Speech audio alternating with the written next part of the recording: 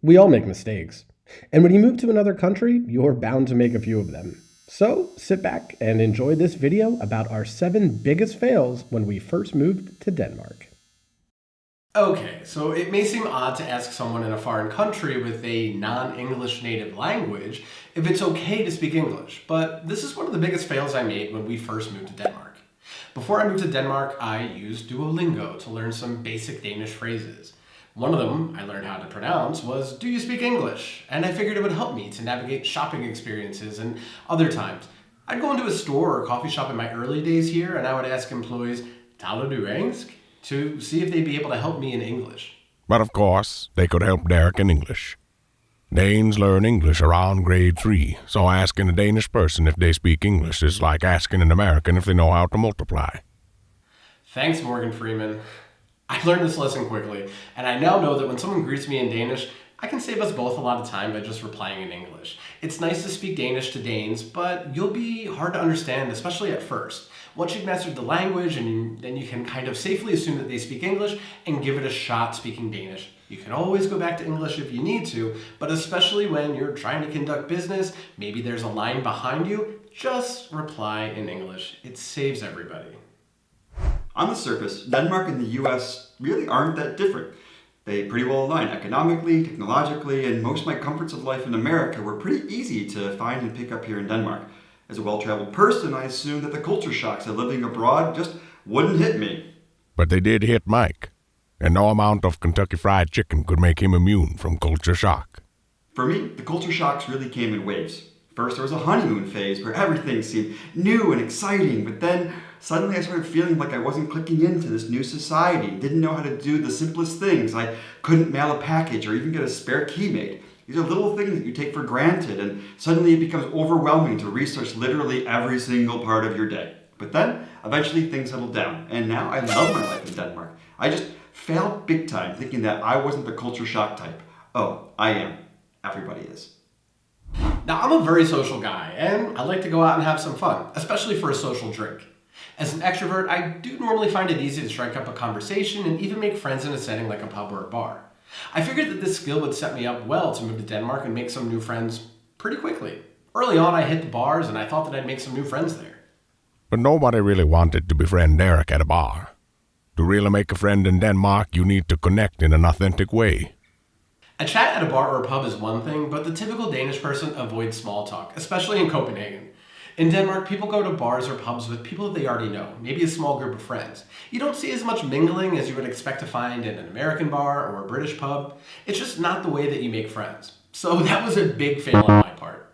A better method is to join some clubs or teams or to volunteer at an organization and connect with people through a more authentic purpose. Not to fail by trying to go out and make friends at a bar. Nobody moves to Denmark for the weather. Maybe they move to London, but definitely not Denmark. Anyways, there's a saying in Scandinavia, there's no such thing as bad weather, only bad clothing. But Mike didn't hear anyone use this saying for a while. He spent an entire winter biking in the cold rain wearing cotton khaki pants. Nice fail, Mike. Yeah, don't be like me. Make sure that you buy your winter gear, your rain gear, your proper outerwear, underwear, every kind of wear before you move. We actually have a link down in the description below to show you what you should order before you move. Don't execute this major fail like me. Be prepared so you can have the right clothes for the right weather and not just bling it. Now, once I realized that Danish people are super good at English and I should just go up and speak to them in my mother tongue, I did. It went pretty well in most instances, but not in all of them. And there's definitely a few times when I would greet a Dane the way that I would normally greet any American friend, and I experienced one of the biggest and most ultimate fails and culture clashes. It was when I would walk up to someone and just say, "Hi, how are you?" What Derek failed to realize is that Danes don't really like the phrase, "How are you?" It may be their literal nature or a penchant for privacy. But Danes don't really like answering, "How are you?" Now, we have a whole video on this topic, and we mention it in a few other videos, but it's just easier to drop "how are you" from your vocabulary than to try to explain the cultural nuance of this greeting. Just say hi and save yourself from this ultimate fail. Oh man, did I have a major fail the first time I joined a gym here in Denmark. I thought I did everything right. I stretched, I warmed up, I drank a glass of water, even had that pre-workout shake, but something was off. I could run really, really fast on the treadmill. I set it at 6 and suddenly I could do double that speed. And then I was really disappointed when I went over to the free weights, grabbed a couple 15s and suddenly I couldn't curl that weight. Suddenly I was both faster and weaker overnight. But Mike wasn't faster, and he wasn't weaker. He was just unprepared for a metric gym experience.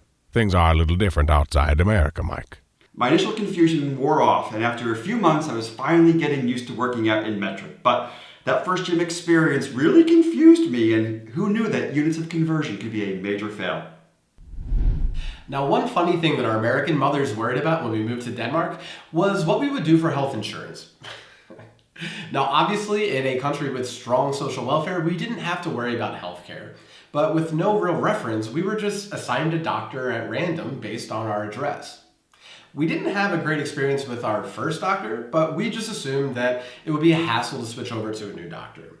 We thought, we're pretty healthy, it's fine, not a big deal, and stayed with our original doctor out of convenience. But it's not hard to switch your doctor in Denmark. You can easily do it yourself online for a small fee, or for free if you move. We did figure this out eventually, and we have a much better doctor who gives us better attention and health outcomes. It was a big fail not to make this change earlier. Up next, you can watch our comparison of healthcare in Denmark versus America right here, or if you're curious why Americans are so reluctant to fully adopt the metric system, you can click here and watch that video.